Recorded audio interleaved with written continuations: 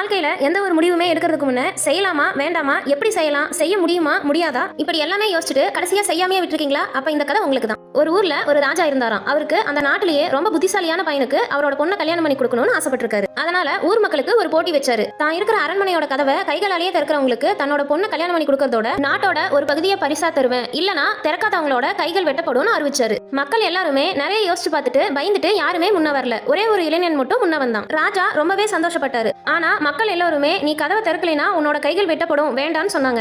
ஆனா அந்த வாலிபன் ரொம்ப துணிச்சலா அந்த கதவை போய் கைகளால திறந்தான். கதவு தானாவே திறந்துருச்சு. மக்களுக்கு எதுவுமே புரியல. கதவை இவனால எப்படி இவ்வளவு சுலபமா திறக்க முடிஞ்சதுன்னு யோசிச்சாங்க. அரண்மனை கதவு தாள் எதுவுமே போடப்படாம ரொம்பவே சாதாரணமா தான் இருந்தது. அதனால அவன் ரொம்ப ஈஸியா திறந்துட்டான். அந்த இளைஞனுக்கு தன்னோட பொண்ணை கல்யாணம் செஞ்சு வச்சு நாட்டோட ஒரு பகுதியை பரிசா கொடுத்தாரு ராஜா. நீங்களும் ஒரு விஷயத்த எப்படி செய்யலாம்னு மட்டும் யோசிக்காம அந்த விஷயத்த சக்சஸ்ஃபுல்லா எப்படி செஞ்சு முடிக்க முடியும்னு யோசிச்சு பாருங்க. கண்டிப்பா உங்களாலையும் லைஃப்ல ரொம்ப சூப்பரா அச்சீவ் பண்ண முடியும்.